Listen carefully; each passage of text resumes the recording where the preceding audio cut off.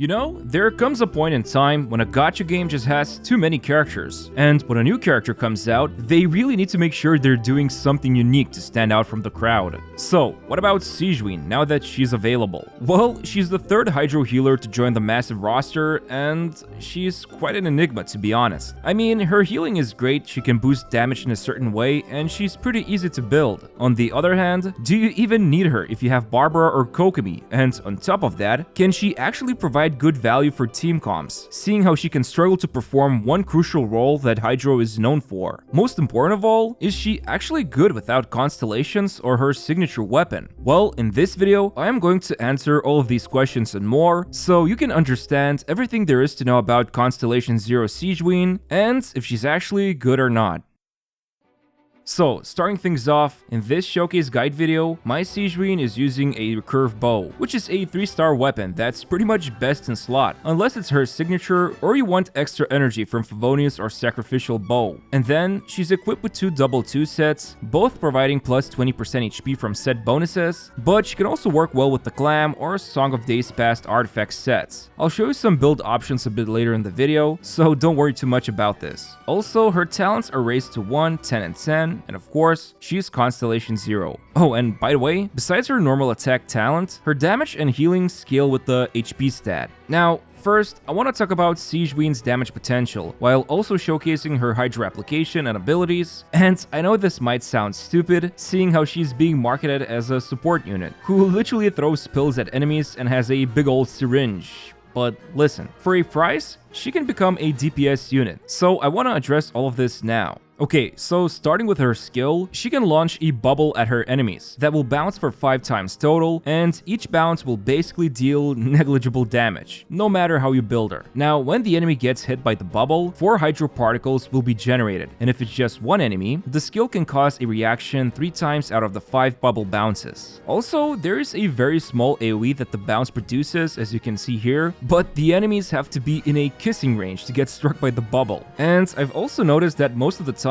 it will take 8 seconds for the bubble to bounce 5 times. Although sometimes it might finish bouncing a second earlier, it really depends on enemy size and placement. But what's cool about the bubble is that if you hold down her skill, it can grow in size. And when it reaches this size, you can release it and it will trap the enemies. And it feels great to be the one doing this, after getting abused by Hydra Abyss mages for years now. Take that, you little freaks. Still, the bubble trap doesn't work on a lot of enemies. I've been running around the open world like a maniac, testing out which ones can get trapped, and from what I understand, most humans and smaller monsters can get trapped, although it will depend sometimes, and there's always some weird cases. But yeah, the hold version of the skill also increases its damage, but again, it's irrelevant here. She's barely dealing any damage with this thing. Oh, and regarding the Sacrificial Bow shenanigans, you can use the skill twice, but only one bubble can exist at a time. So the moment the second bubble is summoned, it will immediately replace the first one, which is really sad considering her Hydro application. But at least she can produce up to 8 Hydro particles this way. And it's also fun to become an ultra sadistic medic and keep those hilly churls suspended in air for a long time. But what about her burst? Well, she whips out the syringe and starts blasting for about 5,849 damage if it's not a crit, and 11,456 damage if it does crit, which, trust me, with the triple HP build, it's not gonna happen often. Now, the burst will deal a total of 6 hits in a pretty wide range, and on average, with a support build, you can expect her to deliver roughly 50k damage in 2.5 seconds. Because, yeah, the burst only lasts for 2.5 seconds, and it's kind of funny, seeing how the burst animation lasts almost as long as the burst attack itself. Also, the burst has a special ICD, so from my own testing, it seems to only cause 2 reactions out of 6 hits, and on top of that, it has a pretty expensive 70 energy cost. But on the bright side, she does gain infinite resistance to interruption when casting the burst, which is nice. So yeah, her damage potential as a support is pretty bad, but let's say you go for a pure DPS build. Aside from the fact the bubbles will still hit like crap, for example, with her signature weapon, she can dish out around 50k damage with each tick when using the burst, although the team is basically built to turn her into a hyper carry for 2.5 seconds. I'll talk later about her constellations, but I'm just gonna tell you right now, at C0 without her signature, it's not even worth considering to build her as a DPS, unless you're fine with just exploring the open world, because in Abyss, this build just won't cut it. I mean, she also has this super cute charge attack, where she will blast small bubble hearts as long as you keep charging the attack, but the damage is so bad that even she struggles finishing off a single Hilichurl, who is trapped in a bigger bubble from the skill, while she's firing off small bubbles with her bow. I swear, I've said bubbles and bouncing so many times by now. Now, she's a healer, she's a nurse, she's a Melusine turned human, so is she a good healer? Yeah, it turns out someone who is a healer can provide great healing. And basically, there's 3 stages how she can heal. Stage 1, you just tap her skill and the bubble starts bouncing, each bounce healing for around 3700 HP. And this is team-wide healing. Well, kinda. You see, Sigewinne does not get healed by the bounces, and instead, when the bouncing finishes, she then receives a mega heal which scales by 50% of her max HP. So we're now in a new meta of big heals, scoring hits like 30,000 like it's nothing. Alright, then there's stage 2. This time, if you hold down her skill and reach the biggest bubble size, the first 2 bounces will gain extra healing bonus. The first bounce receives 10% heal bonus, the second bounce will only get 5% heal bonus, and then you lose this bonus entirely, which also coincides with the fact that the 2 first bounces can trap the enemies, and which by then the bubble returns to its regular tier size.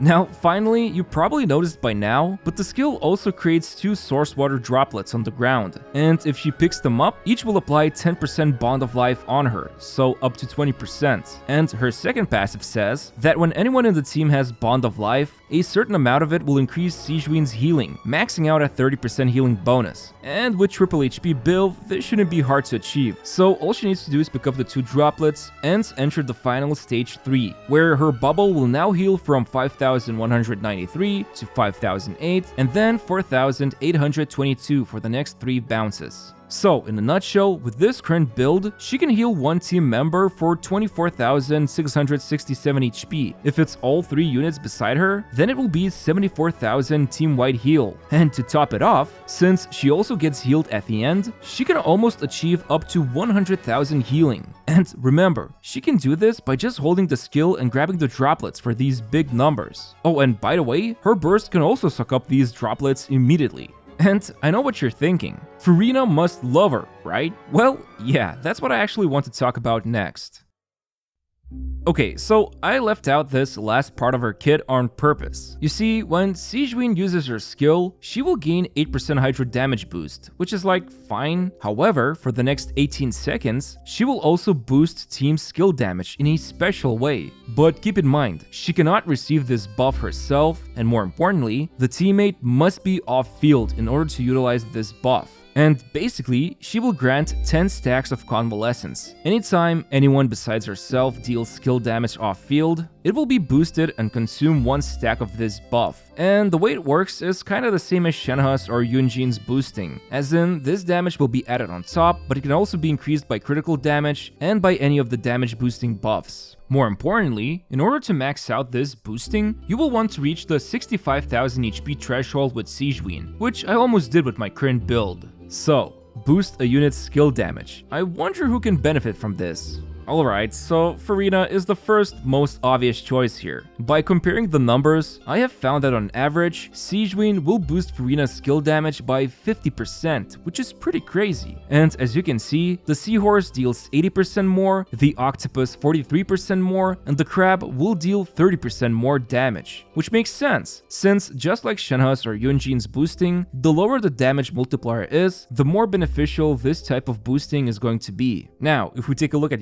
Miko's damage, if she's in a Dendro team comp, her skill will hit for about 85% more damage, and if it causes Aggravate, it will be about 25% better. So, pretty big boosts all around. But the problem is that this can only happen up to 10 times. And unlike Shenhe, who grants her quill stacks to everyone separately, these 10 stacks are shared by everyone, well besides Sigewinne, who cannot utilize this buff. And the thing is, if I am running Yaimiko with someone like Yao Yao, while her bunny is cute, it becomes a total hog and eats up the majority of those stacks. Of course, assuming if you switch out, since her skill can also gain this buff when she's off field. So you need to keep in mind about these limitations and annoying workarounds. But with all of that said and done, if we go back to Furina, the total extra damage she ends up dealing because of Sigewinne's buffs ends up just a shy around 80,000. If you think about it, it's not really that much. Sure, this is without fanfare stacks and other buffing, which means the extra damage can become even better. But at the end of the day, while the percentage boost looks massive, it is in no way broken, just decent or good at least. So, Sigewinne can heal, buff skill damage, and troll smaller enemies by trapping them. She can also sorta do some damage with her burst. But what about Kokomi or Barbara? Is she actually worth getting if you have these hydro healers already? Well, the thing is, Kokomi's Hydro application is absolutely superior compared to Sigewinne's. Just try and play this little Melusine in usual team comps that require one Hydro unit. It will be a struggle. On top of that, Kokomi can also equip Thrilling Tales and provide massive attack boost to your main carry. Obviously, if it's an HP scaler like Furina, this weapon is not so relevant, so Sigewinne does provide unique buffing to elemental skill damage. Now, as for Barbara, I mean, she still has better Hydro application than Sigewinne, but you also need to hug the enemies to trigger those reactions, and she also doesn't generate particles. I mean, on the bright side, she can equip Thrilling Tales as well. Honestly, I would say Barbara here has little to do with these two 5-star premium healers. So let's give her a break and talk about Kokomi versus Sigewinne. I would say that while Kokomi can dish out good healing, the majority of it is locked behind her burst, and that also means she requires on-field time. So for Furina comps, Kokomi is usually only good as a driver for Taser or Mono Hydro variations. But because her Hydro application is really good, she works insanely well in teams like Freeze. Now, as for Sigewinne, her Hydro application is lacking at best. It's gonna be hard to maintain freeze on enemies with just her skill alone, and you'll usually want to play her with another Hydro unit to upkeep that Hydro aura.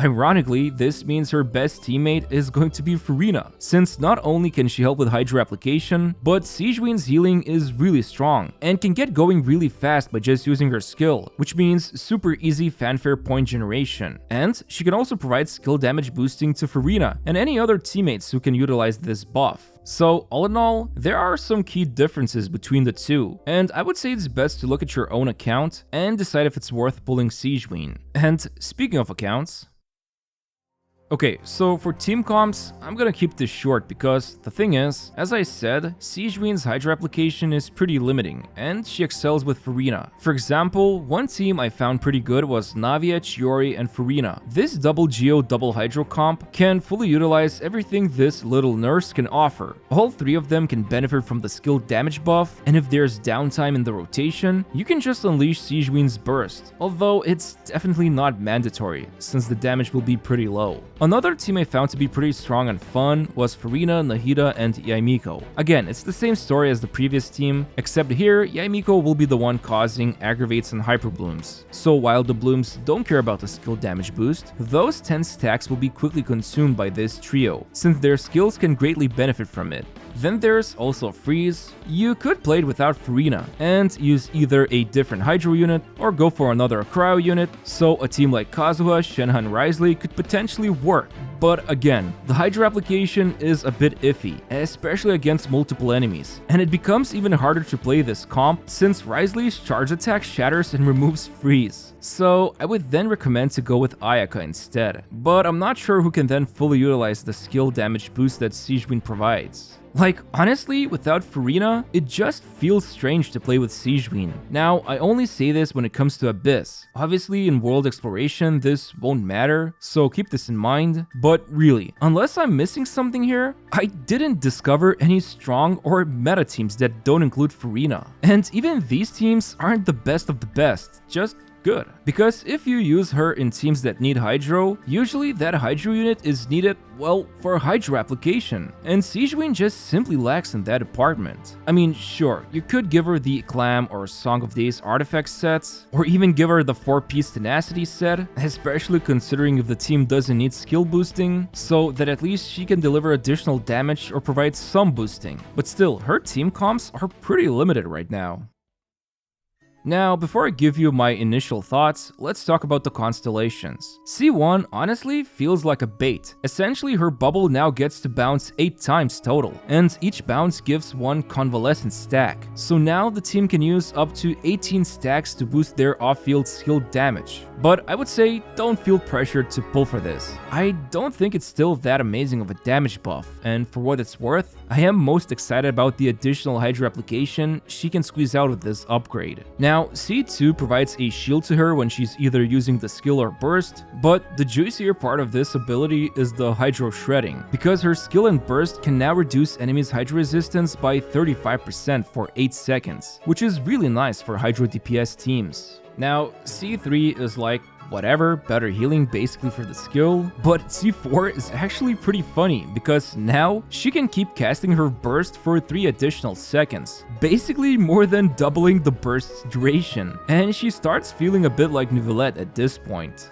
Moving over, at C5, her burst damage is improved, which is fine, and then C6 allows her to convert her max HP to up to 20% critical rate and 110% crit damage when using her burst. Finally, there's also her signature. It's basically only useful if you want her burst to hit harder, or you're struggling to reach that max 65k HP limit for that passive boost she provides. I mean, the thing is, I would not recommend getting these Constellations or her signature unless you really want to main her, because even at C6 R5, she is about as good as C1 R1 Neuvillette, which is pretty funny. Overall, I would say Sigewinne is a fun little unit who can provide a unique buff to skill damage, and her healing is great. But in terms of building teams for Abyss, she definitely feels limiting right now, and from my own testing, it seems like Furina is almost a must if you want to fully realize Sigewinne's potential. But again, this only applies to Abyss team comps, otherwise go nuts with her in open world. So right now, I would only recommend pulling for her if you can see yourself either just enjoying her playstyle, or you can utilize the benefits I've listed. Otherwise, you can wait until July 1st when Imaginarium Theater arrives and test her out in that game mode, since she will be available as a free trial character there. But yeah, hope you found this video useful, and as always, I would appreciate it if you could hit that like button and subscribe to my channel. Thanks for watching, and see you next time.